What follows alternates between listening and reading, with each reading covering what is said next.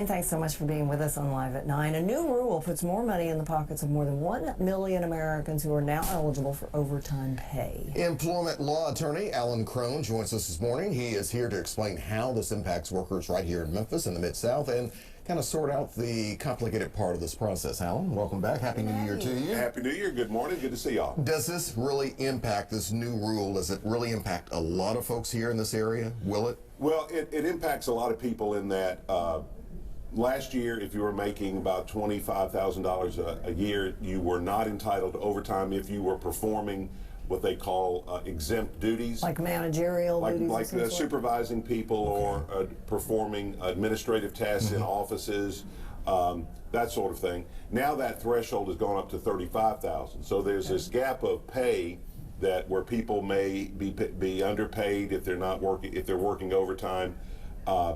So it's worth looking at. If you're a business owner, it's worth looking at your positions to make sure that they are truly exempt from overtime and that you're not failing to pay people overtime. Right. And if you're a worker and you're making, say, $30,000 a year and you're working more than 40 hours a week, it would be a good time to revisit that and see if maybe you should that should be corrected. Is this more so my responsibility as the employee, or should I rely on my employer to make sure this is taken care of, or look into it for the me? law requires the employer to pay people correctly. In fact, as a worker, you can't volunteer to take less money than you're entitled to. So it really is, at the end of the day, it really is the responsibility of the employer. Now, having said that, we all have to kind of take ownership of our lives, right? Sure. And so if you're not being paid correctly, there are a couple of different ways that you can pursue that. The first I always recommend is go to your company and try to work it out, because they may just not know about this new change.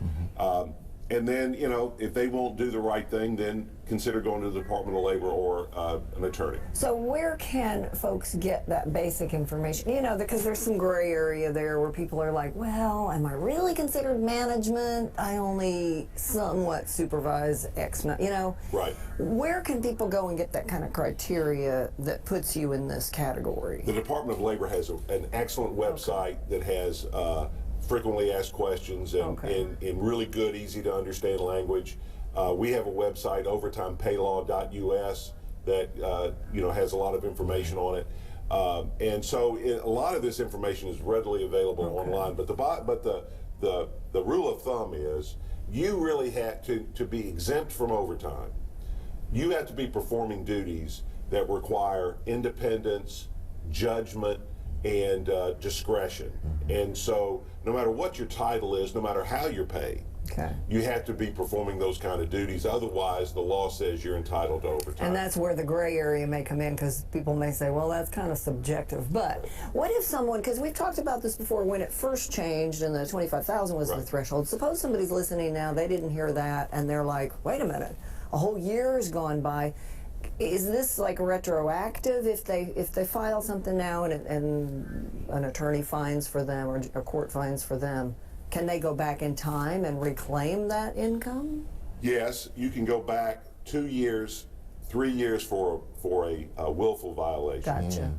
Now, obviously, this particular rule just went into effect in January, so we've got 17 days. But if you were 25,000, if you were paid improperly last year, the year before that, and the year before that, you may have a claim. But to try to get that claim and that money, would I almost need an attorney, or is this something most of us could probably do on our own? You're going to need a lawyer, or you're going to need the Department of Labor to take your case. Got you covered there. Good luck navigating that by yourself. I'll put it this way: the Department of Labor has a lot to do. All right, no doubt about it. You'd be a little cog in a very big. Right. Well, thank you so much. We appreciate you being here. My pleasure.